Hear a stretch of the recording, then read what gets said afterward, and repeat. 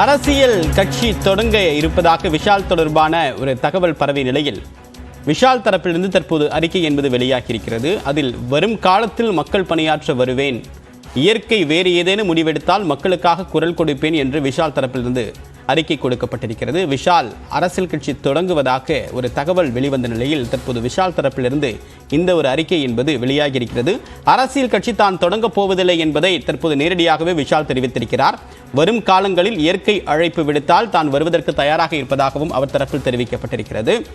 அண்மையில் தமிழக வெற்றிக் கழகம் என்ற அரசியல் கட்சியை நடிகர் விஜய் தொடங்கியிருந்த நிலையில் தற்போது விஷாலும் அதே போன்ற கட்சியை தொடங்குவதாக தகவல் வெளியானது. விவரங்களை நிகராமுடைய சிறப்பு செய்தியாளர் செந்தில் ராஜா, தற்போது விஷாலுடைய முடிவு காரணம் என்ன?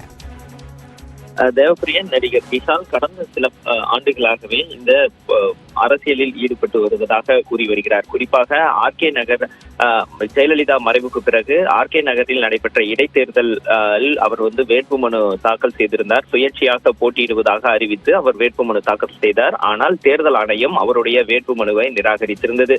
இதற்கு பிறகு பல்வேறு தருணங்களில் நாம் அவரிடம் பேசிய போதும் அவரிடம் கேள்வி எழுப்பிய போதும் அரசியலில் தான் நான் இருக்கிறேன், சமூக பணி செய்பவர்கள் அனைவருமே அரசியல்வாதிகள் தான், நான் அந்த வகையில் தற்போது அரசியல் தான் உள்ளேன் என்று கூறி வந்தார். இந்த நிலையில் தான் நடிகர் விஷால் அரசியல் கட்சி தொடங்குவதாக தகவல்கள் வெளியானது. அதை நாமும் கூறியிருந்தோம். இந்த நிலையில் தான் அவர் அறிக்கை மூலமாக தன்னுடைய விளக்கத்தை கொடுத்திருக்கிறார். அதாவது மக்கள் பணியை தொடர்ந்து செய்து வருவதாகவும், தன்னுடைய தாயாரின் பேரில் அறக்கட்டளை தொடங்கி சமூக சேவை செய்து வருவதாகவும், அப்துல் கலாமை முன்னிறுத்தி செய்து வருவதாகவும் அவர் தெரிவித்திருக்கிறார்.